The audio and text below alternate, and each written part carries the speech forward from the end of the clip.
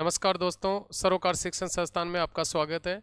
कल अपन इसमें वर्ण विचार पढ़ रहे थे पिछली क्लास में। अब आगे इसमें पढ़ेंगे अपन भेद पढ़ रहे थे अपन स्वर के। तो आगे देखो इसमें अपन क्या पढ़ेंगे। सबसे पहले अपन टॉपिक पढ़े थे, वो अपन पढ़े थे स्वरों के प्रकार। पिछली क्लास में अपना टॉपिक था स्वरों के स्वरों के प्रकार। स्वरों के प्रकार। यदि अपन प्रकार की बात करें तो अपन स्वरों के प्रकार पढ़ रहे थे। उसमें सबसे पहले अपन एक नंबर पे पढ़े थे कल, वो पहला अपन प्रकार पढ़े थे। वो पहला प्रकार पढ़ रहे थे जीवा की स्थिति के आधार पर स्वरों के प्रकार। यदि अपन जीवा की स्थिति के आधार पर स्वरों की बात करें तो अपने जीवा की स्थिति के आधार पर स्वरों के 3 प्रकार पढ़े थे, जिसमें सबसे पहले एक नंबर पे पढ़े थे अपन अग्रस्वर। इसके बाद दूसरे नंबर पे पढ़े थे मध्य स्वर और थर्ड नंबर पे पढ़े थे अपन पश्च स्वर। तो अपन सबसे पहले अपन जीवा की स्थिति के आधार पर पढ़े पिछली क्लास में। इसके बाद सेकंड नंबर पे अपन पढ़े थे उच्चारण में लगने वाले समय के आधार पर। तो उच्चारण में लगने वाले समय के आधार पर स्वरों के 3 भेद पढ़े, जिसमें सबसे पहले अपन एक नंबर पे पढ़े लघु स्वर या ऋस्व स्वर। सेकंड नंबर पे पढ़े दीर्घ स्वर या गुरु स्वर। यदि लघु स्वरों की बात करें तो हिंदी में लघु स्वरों की संख्या होती है 4। यदि अपन दीर्घ स्वरों की बात करें तो दीर्घ स्वरों की संख्या होती है 7। इसके बाद अपन पढ़े थे इसमें थर्ड नंबर पे प्लुत स्वर कि वे स्वर जिनका उच्चारण करने में या तो अपन दूसरे किसी व्यक्ति को बुलाते हैं तो वहाँ प्लुत स्वर का प्रयोग किया जाता है, या अपने संस्कृत के जो मंत्र उच्चारण है उसमें भी किसका प्रयोग किया जाता है, प्लुत स्वर का प्रयोग किया जाता है। इसके बाद अपन पढ़े थे थर्ड नंबर पे होस्ट की आकृति के आधार पर स्वरों के प्रकार। यदि अपन होस्ट की आकृति के आधार पर स्वरों की बात करें तो होस्ट की आकृति के आधार पर अपने स्वरों के 2 प्रकार होते हैं, जो सबसे पहले एक नंबर पे पढ़े थे वर्ताकार और 2 नंबर पे पढ़े थे अपन अवर्ताकार। इसके बाद 4 नंबर पे पढ़े थे मुखाकृति के आधार पर स्वरों के प्रकार, यानी जो अपना मुख है उसकी आकृति के आधार पर स्वरों के प्रकार पढ़े थे 4 प्रकार, जिसमें सबसे पहले एक नंबर पे पढ़े थे समृत स्वर, 2 नंबर पे अर्ध समृत, थर्ड नंबर पे विव्रत और 4 नंबर पे पढ़े थे अर्ध विव्रत। 5वां प्रकार अपन इसमें पढ़े थे उत्पत्ति के आधार पर स्वरों के प्रकार। जो उत्पत्ति के आधार पर अपने स्वरों के 2 प्रकार होते हैं। पहला अपन पढ़े मूल स्वर, जो हिंदी में मूल स्वरों की संख्या होती है 4। और फिर अपन पढ़े संधि स्वर, जो संधि स्वरों की संख्या कितनी होती है 7। अब नेक्स्ट अपन जो 5वां अगला प्रकार पढ़ेंगे अपन, अगला 6 नंबर पे अगला प्रकार अपन इसमें पढ़ेंगे। 6 नंबर पे स्वरों का जो अगला प्रकार आएगा अपना, वो आएगा उच्चारण स्थान के आधार पर। अगला अपना 6 नंबर पे 6 नंबर पे अपन पढ़ेंगे उच्चारण उच्चारण स्थान के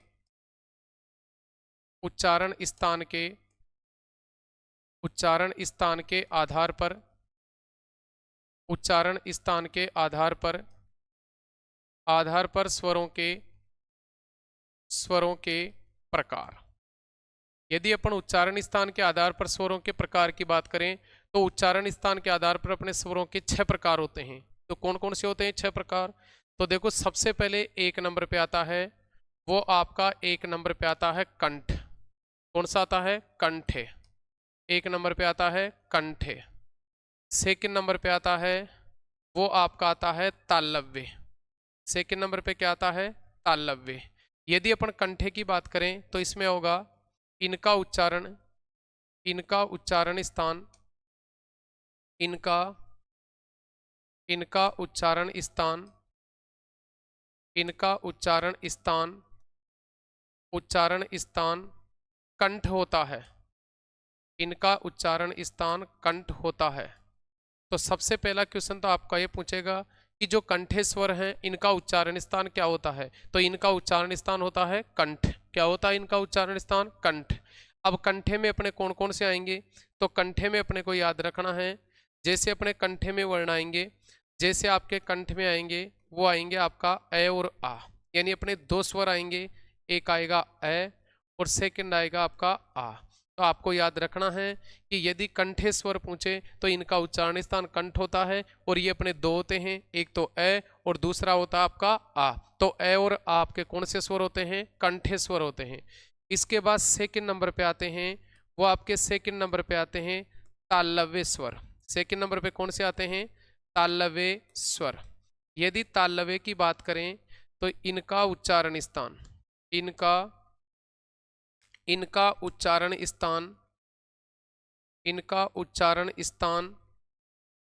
उच्चारण स्थान तालु होता है।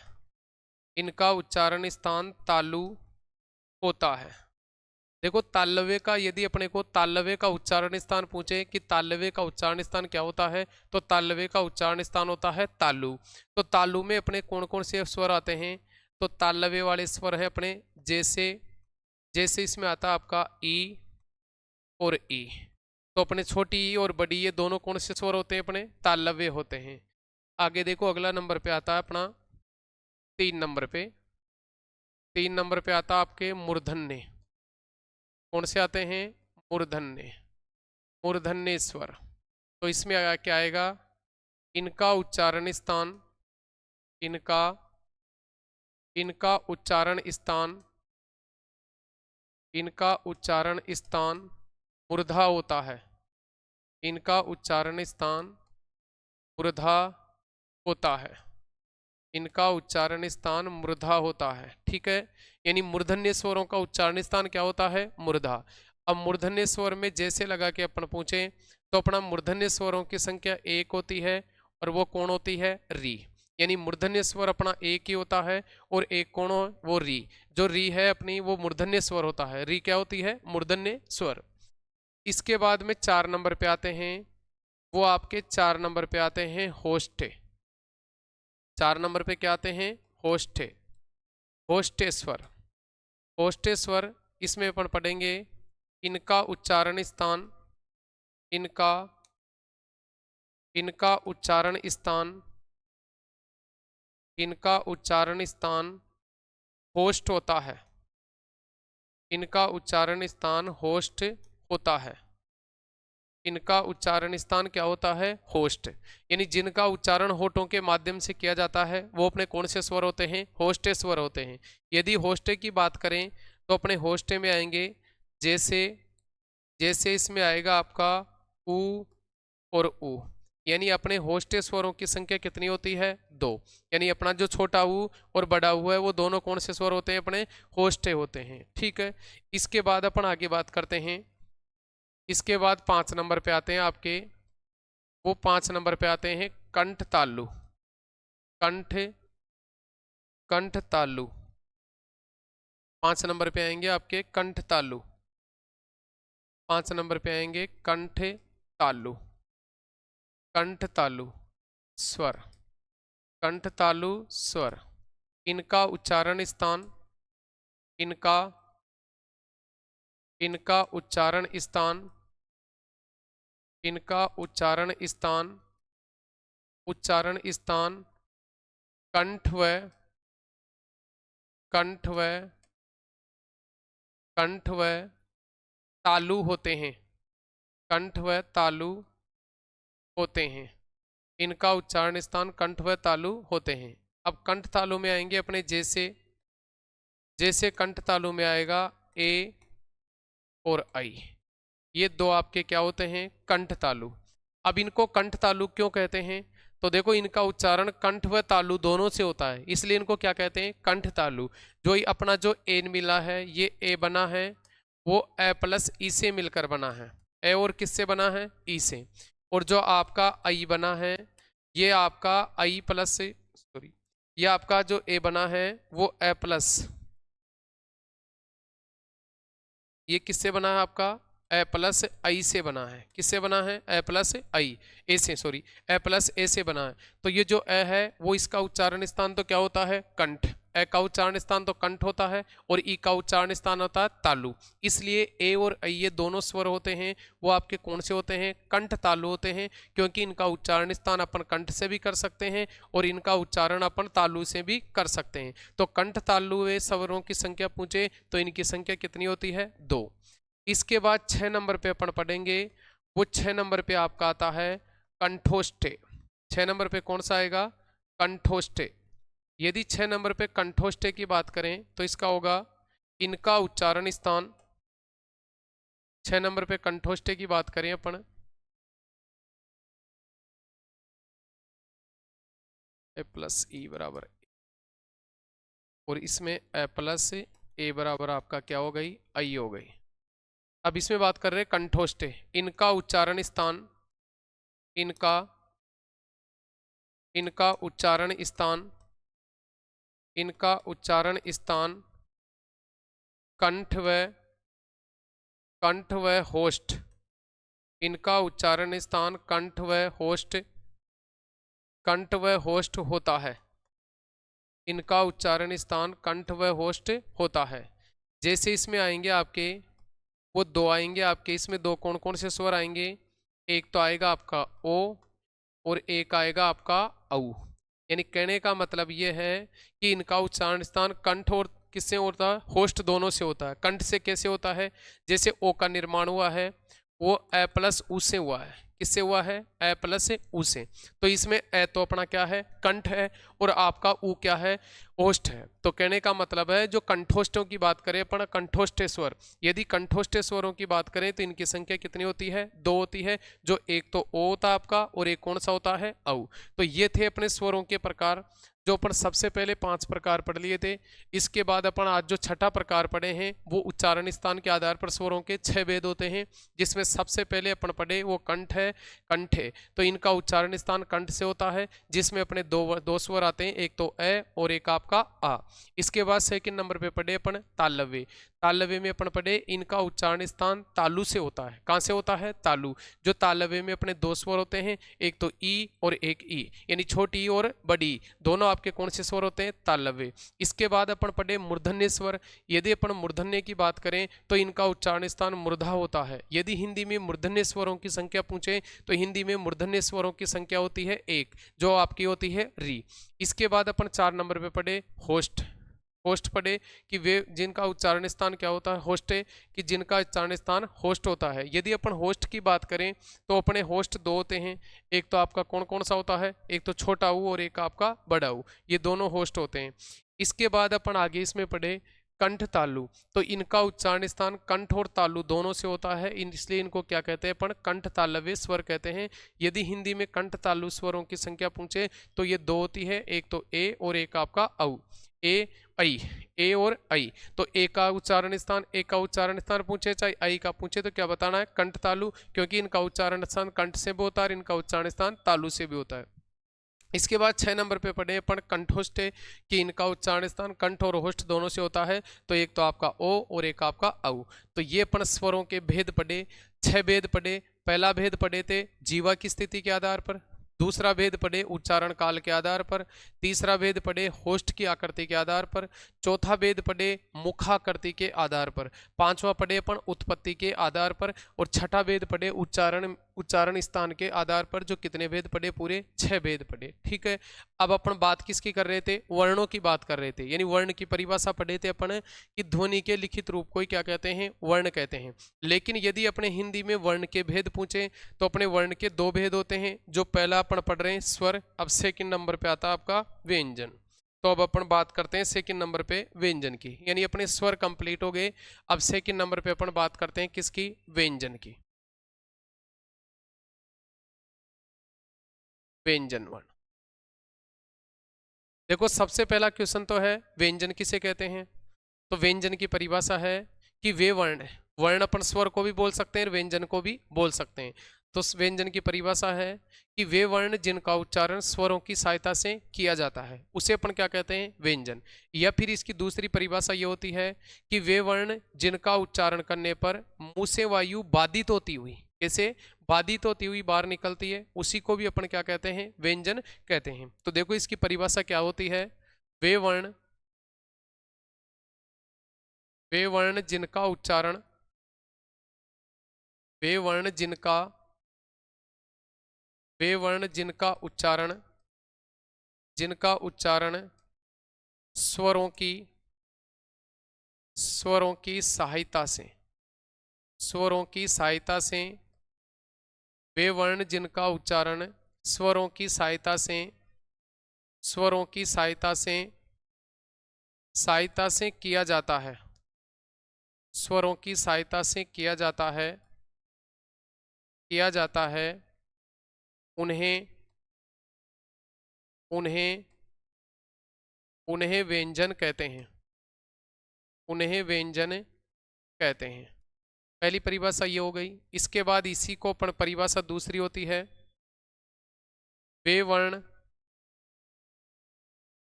वे वर्ण जिनका उच्चारण करते समय, वे वर्ण जिनका उच्चारण जिनका उच्चारण करते समय जिनका उच्चारण करते समय मुंह से वायु मुंह से मुंह से वायु मुंह से वायु बाधित होती हुई मुंह से वायु बाधित बाधित होती हुई मुंह से वायु बाधित होती हुई मुंह से वायु बाधित होती हुई बाधित होती हुई बाहर निकलती है बाहर बाहर निकलती है बाहर निकलती है उन्हें उन्हें व्यंजन कहते हैं उन्हें व्यंजन उन्हें व्यंजन कहते हैं उन्हें क्या कहते हैं व्यंजन। तो ये दो परिभाषा होती है अपनी व्यंजनों की कि वे वर्ण जिनका उच्चारण स्वरों की सहायता से किया जाता है उसे भी व्यंजन कहते हैं, और वे वर्ण जिनका उच्चारण करते समय मुंह से वायु बाधित होती हुई मतलब रगड़ खाती हुई, ठीक है, बाधित होती हुई बाहर निकलती है, उसे भी अपन क्या कहते हैं व्यंजन कहते हैं। ठीक है, तो ये व्यंजन की क्या थी अपनी परिभाषा। आगे देखो, अब आगे इसमें अपन पढ़ते हैं। सबसे पहला क्वेश्चन अपना इसमें आता है, स्टार लगा के आपको याद रखना है। सबसे पहला क्वेश्चन की अगर अपन इसमें बात करें, सबसे पहला क्वेश्चन आता है हिंदी में हिंदी में हिंदी में मूल व्यंजनों की संख्या हिंदी में मूल व्यंजनों की संख्या हिंदी में मूल व्यंजनों की संख्या 33 होती है। हिंदी में मूल व्यंजनों की संख्या कितनी होती है 33 होती है। देखो 33 कौन कौन से होते हैं। एक नंबर पे आएंगे आपके स्पर्श व्यंजन। कौन से व्यंजन? स्पर्श व्यंजन। मूल व्यंजनों की संख्या 33 होती है, उसमें एक नंबर पे स्पर्श व्यंजन, जो स्पर्श व्यंजनों की संख्या 25 होती है। सेकंड नंबर पे आते हैं आपके, वो आपके आते हैं अंतस्थ व्यंजन। कौन से व्यंजन? अंतस्थ व्यंजन। अंतस्थ व्यंजनों की संख्या कितनी होती है 4। इसके बाद थर्ड नंबर पे आते हैं, वो आपके आते हैं ऊष्म व्यंजन। कौन से व्यंजन? ऊष्म व्यंजन। यदि ऊष्म व्यंजनों की संख्या पूछे तो कितनी होती है 4। तो ये आपको याद रखना है। यदि हिंदी में मूल व्यंजनों की संख्या पूछे तो हिंदी में मूल व्यंजनों की संख्या होती है 33। मूल व्यंजनों की संख्या 33 होती है, जिसमें से 25 तो आपके स्पर्श व्यंजन आएंगे, 4 आपके अंतस्थ व्यंजन आएंगे, और 4 आपके कौन से आएंगे? ऊष्म व्यंजन आएंगे। तो आपको सबसे फर्स्ट क्वेश्चन पे ये याद रखना है कि हिंदी में मूल व्यंजनों की संख्या 33 होती है। आगे देखो सेकंड क्वेश्चन, इसमें सेकंड नंबर पे आता है हिंदी में हिंदी में हिंदी में कुल व्यंजनों की संख्या। हिंदी में कुल व्यंजनों की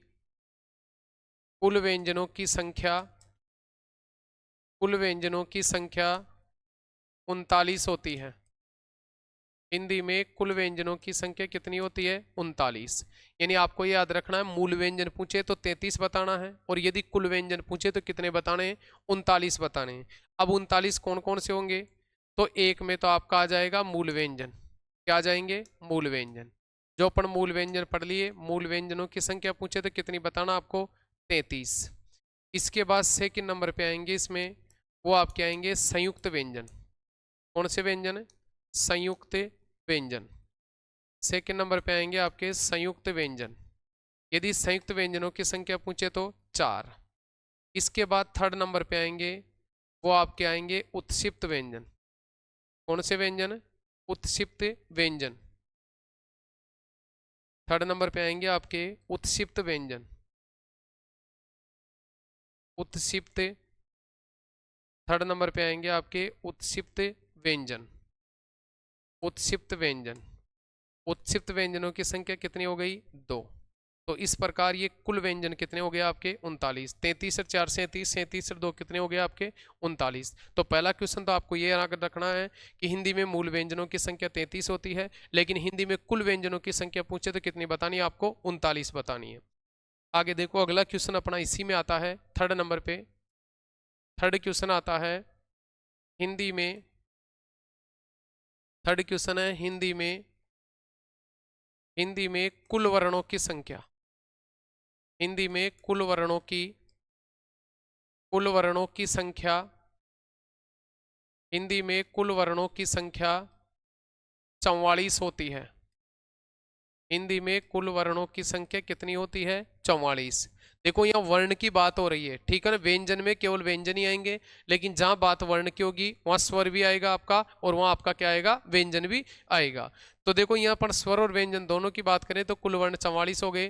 तो एक नंबर पे तो इसमें अपन पढ़े थे मूल व्यंजन। क्या पढ़े थे इसमें मूल व्यंजन। अपन मूल व्यंजन पढ़े थे। जो हिंदी में मूल व्यंजनों की संख्या पूछे तो कितनी होती है 33।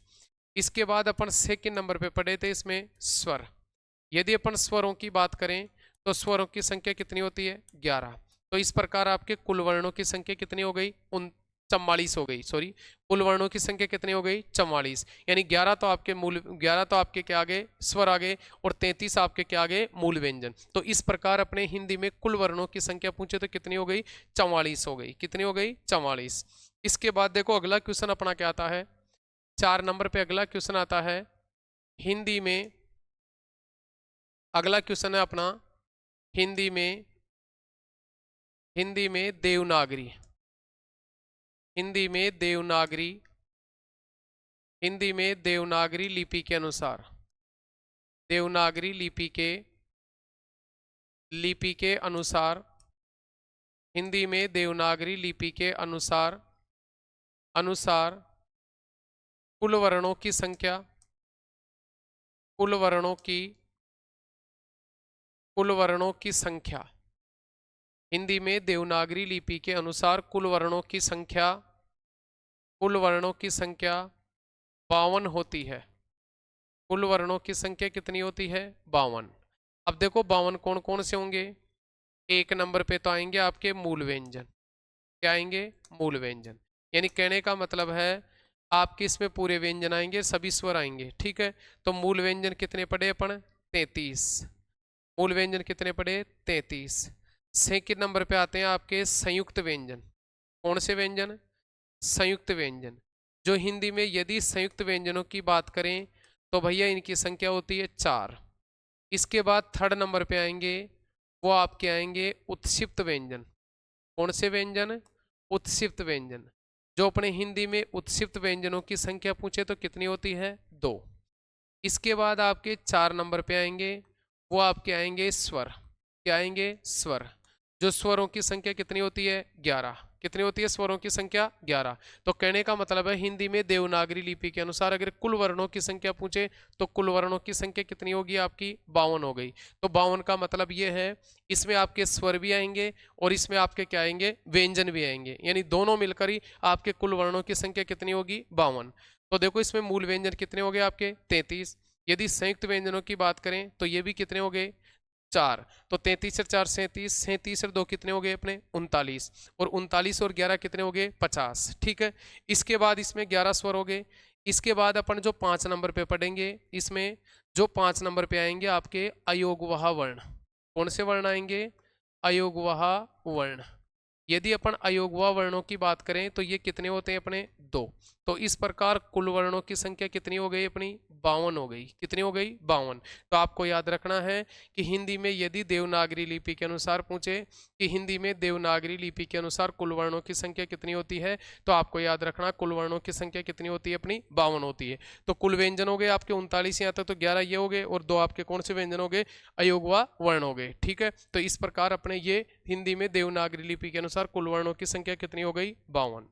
तो ये अपनी बात हुई थी व्यंजनों की संख्या की, किसकी बात हो गई? व्यंजनों की संख्या। पहले अपन व्यंजन की परिभाषा पढ़े कि वे वर्ण जिनका उच्चारण स्वरों की सहायता से किया जाता है उसे अपन क्या कहते हैं? व्यंजन। इसके बाद अपन व्यंजनों की संख्या पढ़े कि हिंदी में मूल व्यंजन पूछे तो 33, लेकिन कुल व्यंजन पूछे तो कितने? 39। ठीक है। और कुल वर्ण पूछे तो 44, लेकिन देवनागरी लिपि के अनुसार अगर कुल वर्ण पूछे तो देवनागरी लिपि के अनुसार कुल वर्णों की संख्या कितनी होती है? 52 होती है। कितनी होती है? 52। आगे देखो, अगली हेडिंग अपन पढ़ेंगे व्यंजनों के प्रकार। व्यंजनों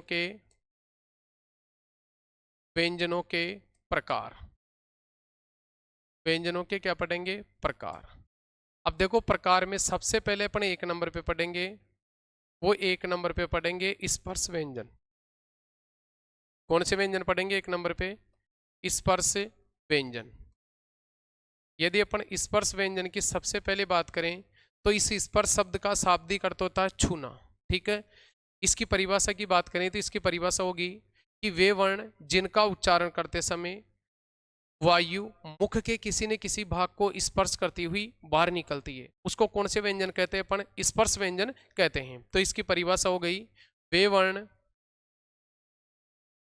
वर्ण जिनका उच्चारण करते समय, वे वर्ण जिनका उच्चारण करते समय वायु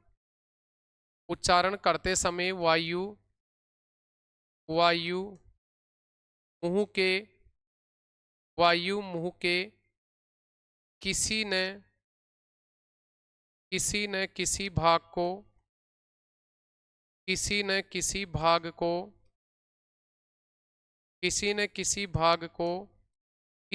करती हुई,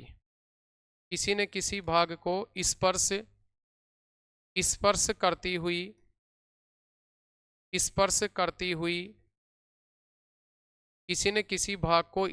करती हुई बाहर निकलती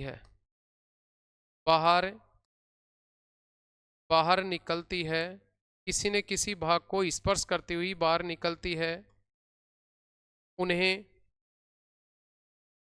उन्हें स्पर्श व्यंजन कहते हैं। उन्हें स्पर्श व्यंजन कहते हैं। उन्हें कौन से व्यंजन कहते हैं भाई? स्पर्श व्यंजन कहते हैं। कि वे वर्ण जिनका उच्चारण करते समय वायु मुख के किसी न किसी भाग को स्पर्श करती हुई बाहर निकलती है, तो वो व्यंजन कौन से व्यंजन कहलाते हैं? अपने स्पर्श व्यंजन कहलाते हैं। यदि अपन स्पर्श व्यंजनों की बात करें, किसकी बात करें? स्पर्श व्यंजनों की। स्पर्श व्यंजन, यदि स्पर्श व्यंजनों की संख्या की बात करें तो देखो अगला क्वेश्चन आता है, हिंदी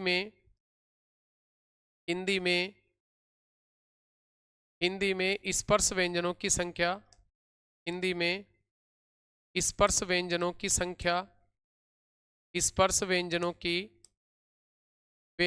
संख्या 25 होती है। कितनी होती है? 25। स्पर्श व्यंजन कितने होते हैं? 25। अब देखो 25 स्पर्श व्यंजन होते हैं। इसके बाद स्पर्श व्यंजन कहां से कहां तक होते हैं? तो ये होते हैं आपके क से म तक। कहां तक होते हैं? क से म तक। इनको वर्गीय व्यंजन भी कहते हैं। इनको वर्गीय, कई बार क्वेश्चन पूछा हुआ है कि वर्गीय व्यंजनों की संख्या कितनी होती है। इनको वर्गीय व्यंजन भी कहते हैं। इनको वर्गीय व्यंजन भी कहते हैं। इनको वर्गीय व्यंजन भी कहते हैं।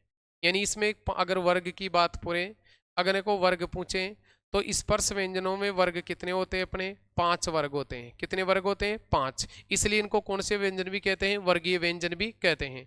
अब देखो 5 वर्ग कौन कौन से होते हैं? एक तो होता आपका क वर्ग, क, एक छ, ट, त और प। क वर्ग, छ वर्ग, त वर्ग और त वर्ग और एक होता आपका प वर्ग।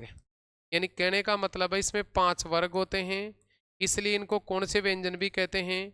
वर्गीय व्यंजन भी कहते हैं।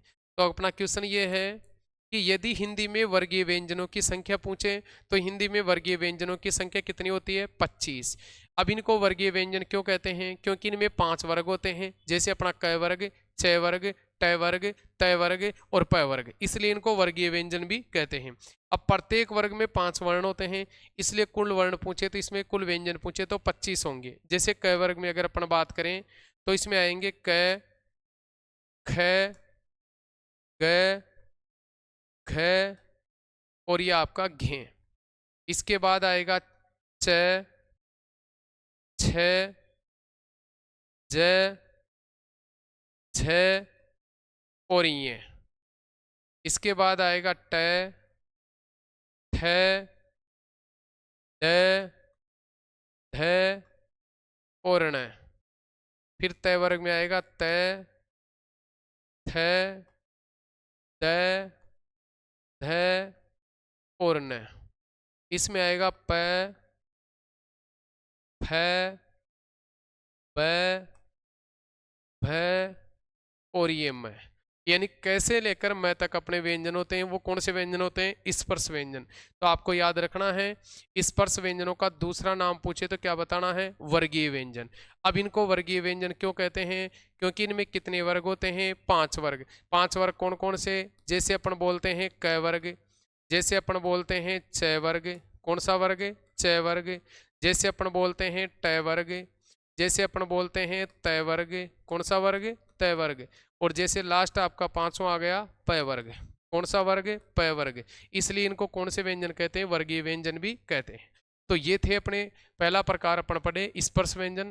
तो स्पर्श व्यंजन को किसे कहते हैं? कि वे वर्ण जिनका उच्चारण करते समय वायु मुख के किसी न किसी भाग को स्पर्श करती हुई बाहर निकलती है, स्पर्श व्यंजन कहते हैं।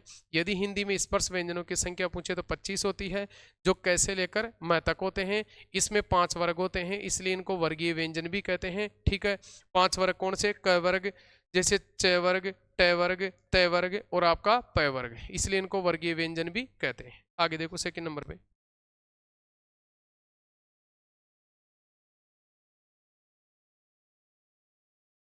सेकंड नंबर पे आते हैं आपके अंतस्थ व्यंजन। अंतस्थ, अंतस्थ व्यंजन।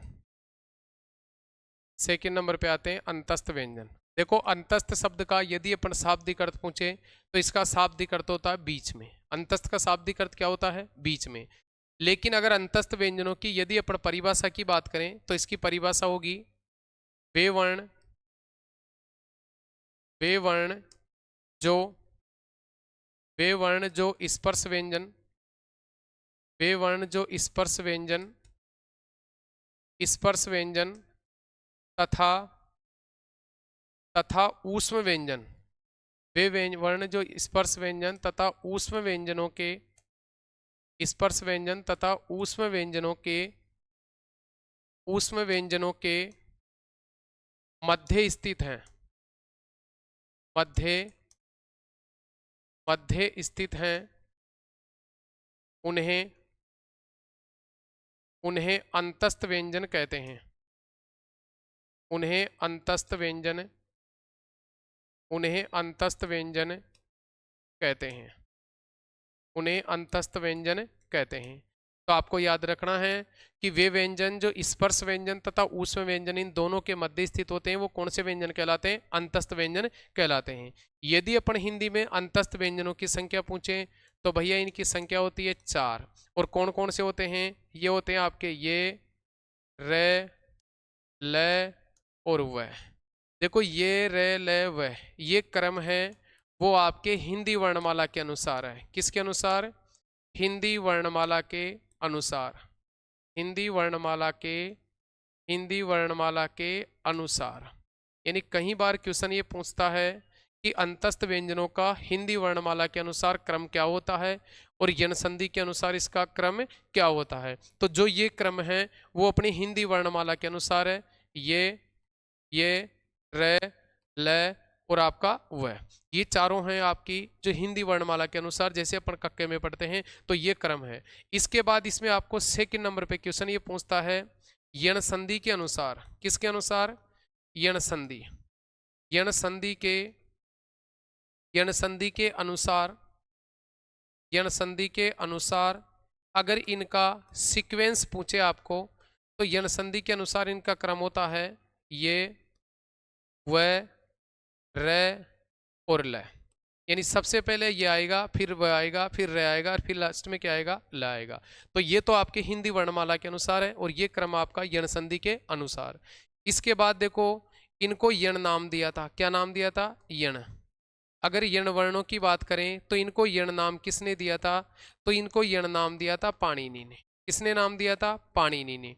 इसीलिए इस समय से इन वर्णों से बनने वाली जो संधि है वो आपके कौन सी है, यण संधि है। कौन संधि है, यण संधि। यानी यण संधि में जो वर्ण है, यण वर्ण है, उनको नाम यण नाम किसने दिया था, पाणिनि ने दिया था। पाणिनि ने संस्कृत में अष्टाध्यायी लिखा था, 8 अध्यायों का समूह है जिसमें। ठीक है, तो ये ध्यान रखना आपको कि यदि अपने को क्वेश्चन ये पूछ ले कि अंतस्थ व्यंजन किसे कहते हैं, तो वे वर्ण जो स्पर्श व्यंजन तथा ऊष्म व्यंजन दोनों के मध्य स्थित होते हैं उन्हें अंतस्थ व्यंजन कहते हैं। हिंदी में अंतस्थ व्यंजनों की संख्या पूछे तो अंतस्थ व्यंजनों की संख्या होती है 4। लेकिन कभी कभी इनका सीक्वेंस पूछ लेता है कि हिंदी वर्णमाला के अनुसार अंतस्थ व्यंजनों का सीक्वेंस क्या होता है, तो इसका सीक्वेंस हिंदी वर्णमाला में तो होगा ये, र, ल और व। लेकिन अगर आपको यण संधि के अनुसार इस सीक्वेंस पूछ ले तो उसमें होगा ये, व, र और ल। ठीक है, तो ये सेकंड नंबर पे था आपके अंतस्थ व्यंजन। कौन से व्यंजन हो गए, अंतस्थ व्यंजन। आगे देखो, इसके बाद अपन इसमें थर्ड नंबर पे पढ़ेंगे, वो आपके थर्ड नंबर पे आएंगे ऊष्म व्यंजन। कौन से व्यंजन पढ़ेंगे, ऊष्म व्यंजन। थर्ड नंबर पे आते हैं आपके ऊष्म व्यंजन। देखो इसमें जो ऊष्म शब्द का यदि अपन शाब्दिक अर्थ पूछे तो ऊष्म शब्द का शाब्दिक अर्थ क्या होता है, गर्म। ऊष्म शब्द का शाब्दिक अर्थ क्या होता है, गर्म। कभी कभी क्वेश्चन पूछ लेता है स्पर्श का अर्थ छूना होता है, अंतस्थ का अर्थ होता है बीच में, और ऊष्म का अर्थ होता है गर्म। यदि इसकी परिभाषा की बात करें तो इसकी परिभाषा अपनी क्या होगी, तो इसकी परिभाषा होगी वे वर्ण, वे वर्ण, वे वर्ण जिनका, वे वर्ण जिनका उच्चारण करने पर, वे वर्ण जिनका उच्चारण करने पर, उच्चारण करने पर, वे वर्ण जिनका उच्चारण करने पर मुंह से वायु, मुंह से, मुंह से वायु, मुंह से वायु घर्षण करती हुई, मुंह से वायु, मुंह से वायु घर्षण करती हुई, घर्षण करती हुई, घर्षण करती हुई, मुंह से वायु घर्षण करती हुई बाहर निकलती है, घर्षण करती हुई बाहर निकलती है। मुंह से वायु घर्षण करती हुई बाहर निकलती है, उन्हें, उन्हें ऊष्म व्यंजन कहते हैं।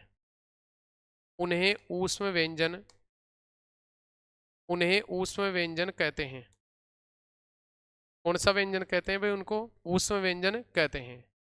इसके बाद अगला क्वेश्चन है ऊष्म व्यंजनों को, इसी में अगला क्वेश्चन अपने को याद रखना है, इसी में आपको याद रखना है, इसमें ऊष्म व्यंजनों को, ऊष्म व्यंजनों को, ऊष्म व्यंजनों को संघर्षी व्यंजन भी कहते हैं। ऊष्म व्यंजनों को संघर्षी व्यंजन भी, संघर्षी व्यंजन भी कहते हैं। ऊष्म व्यंजनों को संघर्षी व्यंजन भी कहते हैं। कई बार क्वेश्चन पूछा हुआ है कि कौन से व्यंजनों को संघर्षी व्यंजन भी कहते हैं, तो जो अपने ऊष्म व्यंजन है इन्हीं का दूसरा नाम है संघर्षी व्यंजन। यदि अपन ऊष्म व्यंजन या संघर्षी व्यंजनों की संख्या पूछे तो भैया इनकी संख्या 4 होती है। जो इनका सीक्वेंस है, पहला, सबसे पहला आता है आपका स से शंकर। कौन सा आता है, स से शंकर, स से षटकोण, स से सिल्लेट और ह से हल। तो ये इनकी संख्या कितनी हो गई, 4। तो कई बार क्वेश्चन पूछा हुआ है कि हिंदी में ऊष्म व्यंजन या संघर्षी व्यंजनों की संख्या पूछे तो ऊष्म व्यंजन या संघर्षी व्यंजनों की संख्या होती है 4। और वो कौन कौन सा, आपका बिल्कुल ऐसा सीक्वेंस याद रखना है, सशंकर, सषटकोण, ससिल्लेट और आपका है से हल। तो ये तीसरा प्रकार था आपका ऊष्म व्यंजन। आगे देखो 4 नंबर पे, 4 नंबर पे आते हैं आपके, वो आपके आते हैं संयुक्त व्यंजन। कौन से व्यंजन, संयुक्त 4 नंबर पे आते हैं आपके संयुक्त व्यंजन। संयुक्त व्यंजन, इसकी परिभाषा देखो क्या होती है, संयुक्त व्यंजन किसे कहते हैं। तो देखो इसकी परिभाषा है कि दो अलग अलग व्यंजनों से मिलकर बने हुए व्यंजन को संयुक्त व्यंजन कहते हैं। यानी दो अलग अलग व्यंजनों से मिले हुए व्यंजन को क्या कहते हैं, संयुक्त व्यंजन कहते हैं। तो इसकी परिभाषा हो गई दो दो अलग अलग दो अलग अलग व्यंजनों से दो अलग अलग व्यंजनों से दो अलग अलग व्यंजनों से दो अलग अलग व्यंजनों से बने हुए दो अलग अलग व्यंजनों से बने हुए दो अलग अलग व्यंजनों से बने हुए व्यंजनों को व्यंजनों को संयुक्त व्यंजन कहते हैं। संयुक्त व्यंजन संयुक्त व्यंजन कहते हैं। दो अलग अलग व्यंजनों से मिलकर बने हुए व्यंजन को कौन से व्यंजन कहते हैं, संयुक्त व्यंजन। यदि अपन संयुक्त व्यंजनों की संख्या पूछे कि हिंदी में संयुक्त व्यंजनों की संख्या कितनी होती है, तो अपने संयुक्त व्यंजनों की संख्या होती है 4। कितनी होती है संयुक्त व्यंजनों की संख्या, 4। 4 कौन कौन से होते हैं, एक तो होता शस्य क्षत्रिय, एक होता त्रिशे त्रिशूल, एक होता आपका गैसे ज्ञानी, और एक होता आपका श्रय। क्या होता है, श्रय। ये कैसे आपका शस्य क्षत्रिय, ये क हलंत रहता है और स इसमें पूरा रहता है। अपन स को भी हलंत कर देंगे भैया, तो इसमें से क्या निकल जाएगा, ए। तो इसको अपन ऐसे लिख सकते हैं, जैसे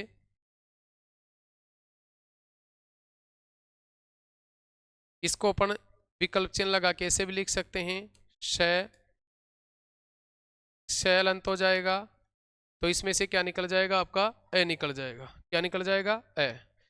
रे से त्रिशूल में आपका इसमें तय हलंत रह जाएगा और रे आपका पूरा। लेकिन यहाँ भी अपन विकल्प चिन्ह लगा देंगे, तो त्रैतोलंत, रे को भी हलंत कर देंगे, तो इसमें से क्या निकल जाएगा, ए निकल जाएगा। इसके बाद इसमें से जैतो हलंत है आपका, और ये पूरा है। सेकंड नंबर पे चैवर का पंचम जिसको अपन ये बोलते हैं, चैवर का पंचम जिसको अपन ये बोलते हैं, ये इसी को अपन जय को तो हलंत कर देंगे, इस ये को भी अपन हलंत कर देंगे, और इसमें से क्या निकल जाएगा, ए निकल जाएगा। क्या निकल जाएगा इसमें, ए। इस श्रेय में आप से को तो हलंत हो जाएगा अपना, ये स हलंत और रे पूरा, तो इसको भी अपन क्या कर सकते हैं, ये आपका स हलंत हो जाएगा और ये रे भी आपका हलंत हो जाएगा, और इसमें से क्या निकल जाएगा, ए। तो ये है अपने संयुक्त व्यंजन। कई बार क्वेश्चन पूछा हुआ है कि हिंदी में संयुक्त व्यंजनों की संख्या कितनी होती है, तो अपने हिंदी में संयुक्त व्यंजनों की संख्या होती है 4, जिसमें पहला है शस्य क्षत्रिय, दूसरा है त्रिशे त्रिशूल, तीसरा है गैसे ज्ञानी, और चौथा है आपका श्रेय। तो आपको ये याद रखना है, संयुक्त व्यंजन किसे कहते हैं, दो अलग अलग व्यंजनों से बने हुए व्यंजनों को क्या कहते हैं अपन, संयुक्त व्यंजन कहते हैं। जो हिंदी में संयुक्त व्यंजनों की संख्या कितनी होती है, 4 होती है। आगे देखो, अगला अपन पढ़ते हैं इसमें 5 नंबर पे। 5 नंबर पे आते हैं आपके अनुनासिक व्यंजन। अनुनासिक व्यंजन, अनुनासिक व्यंजन, जिनका दूसरा नाम है नासिक के व्यंजन, जिनका दूसरा नाम है नासिक के व्यंजन। अनुनासिक व्यंजन या नासिक के व्यंजन, वे वर्ण, इसकी परिभाषा होगी, वे वर्ण जिनका उच्चारण, वे वर्ण जिनका जिनका उच्चारण वे वर्ण जिनका उच्चारण मुंह के साथ, वे वर्ण जिनका उच्चारण मुंह के साथ नाक से भी किया जा सकता है, मुंह के साथ नाक से भी किया जाता है, नाक से भी किया जाता है, उन्हें उन्हें अनुनासिक व्यंजन कहते हैं। उन्हें अनुनासिक उन्हें अनुनासिक उन्हें अनुनासिक व्यंजन कहते हैं। उन्हें कौन से व्यंजन कहते हैं? अनुनासिक व्यंजन कहते हैं। यदि अपन हिंदी में अनुनासिक व्यंजनों की बात करें तो अपने हिंदी में अनुनासिक व्यंजनों की संख्या होती है 5। कौन सी होती है? 5। यानी जो अपने पंचम वर्ण होते हैं, कौन से वर्ण? पंचम वर्ण। यानी पांचों वर्ग में जो पंचम वर्ण होते हैं, ये पंचम वर्ण होते हैं। इन्हीं पंचम वर्णों को अपन अनुनासिक व्यंजन कहते हैं। जैसे अपना आता है सबसे पहले, जैसे घे, घे आ गया, ये, ण, न और मैं। घे, ये, न और मैं, ये पांचों आपके कौन से व्यंजन होते हैं? नासिक के व्यंजन होते हैं। इन्हीं का दूसरा नाम है अनुनासिक व्यंजन और इन्हीं को अपन कहते हैं पंचम वर्ण। यानी इनकी परिभाषा है कि वे वर्ण जिनका उच्चारण अपन मुंह के साथ नाक से भी कर सकते हैं, यानी जिनका उच्चारण मुंह के साथ नाक से यानी दोनों से किया जाता है, वो कौन से व्यंजन होते हैं आपके? अनुनासिक व्यंजन, नासिक के व्यंजन या पंचम वर्ण। तो आज अपन सबसे पहले इसमें सबसे पहले क्या पढ़े थे? सबसे पहले अपन पढ़े थे व्यंजन के बारे में। तो अपना सबसे पहला क्वेश्चन इसमें यह था कि व्यंजन किसे कहते हैं। तो व्यंजन की अपन सबसे पहले परिभाषा पढ़े कि वे वर्ण जिनका उच्चारण स्वरों की सहायता से किया जाता है। वे वर्ण जिनका उच्चारण किसकी सहायता से किया जाता है? स्वरों की सहायता से किया जाता है, उसे अपन व्यंजन कहते हैं। इसके बाद अपन फिर इसमें पढ़े कि अपने हिंदी में मूल व्यंजनों की संख्या पढ़े। तो हिंदी में मूल व्यंजनों की संख्या कितनी पढ़े अपन? 33। 33 में से अपने 25 तो स्पर्श व्यंजन, 4 अपने अंतस्थ व्यंजन, 1 अपना ऊष्म व्यंजन, फिर एक ऊष्म व्यंजन 4 होते हैं। इसके बाद फिर अपन संयुक्त व्यंजन पढ़े, संयुक्त कुल व्यंजन पढ़े। कुल व्यंजनों की संख्या कितनी पढ़े? 39, जिसमें मूल व्यंजनों के साथ में 4 संयुक्त व्यंजन जोड़ दिए और 2 अपने उत्क्षिप्त व्यंजन जोड़े। तो इस प्रकार कुल व्यंजनों की संख्या कितनी हो गई? 39। फिर इसी में अपन आगे पढ़े कुल वर्णों की संख्या। तो अपने हिंदी में यदि कुल वर्णों की संख्या की बात करें तो कुल वर्णों की संख्या होती है 44, जिसमें 33 मूल व्यंजन और 11 अपने क्या होते हैं? स्वर होते हैं। फिर अपन पढ़े कि देवनागरी लिपि के अनुसार, कौन सी लिपि के अनुसार? देवनागरी लिपि के अनुसार कुल वर्णों की संख्या जो अपन कितने वर्ण पढ़े? 52। कितने वर्ण आए? 52।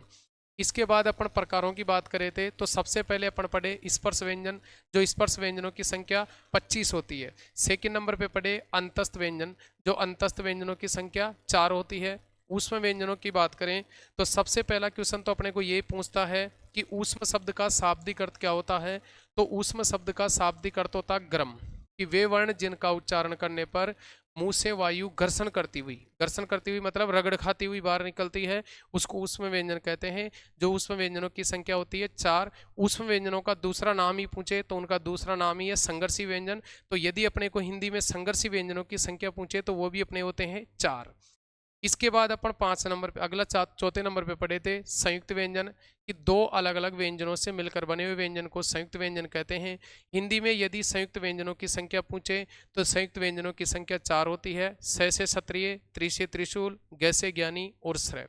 और लास्ट अपन आज इसमें अपन पढ़े वो पढ़े अनुनासिक व्यंजन, जिनका दूसरा नाम है नासिक के व्यंजन, या इन्हीं को अपन क्या कहते हैं? पंचम वर्ण कहते हैं। कौन से वर्ण कहते हैं? पंचम वर्ण। तो कई बार क्वेश्चन पूछा हुआ है कि हिंदी में नासिक के व्यंजनों की संख्या, अनुनासिक व्यंजनों की संख्या या पंचम वर्णों की संख्या पूछे तो होती है 5। यानी जो अपने पंचम वर्ण होते हैं, कहने का मतलब है क वर्ग का पंचम वर्ण, च वर्ग का क च ट त प, पांचों का प्रथम वर्ण वर्ग पढ़ते हैं तो उन्हीं का पंचम वर्ण है वो आपका क्या कहलाता है? पंचम वर्ण आपका नासिक के व्यंजन कहलाता है। तो ये अपन आज 5 प्रकार पढ़े। थैंक यू, धन्यवाद। आगे अपन नेक्स्ट क्लास में पढ़ेंगे।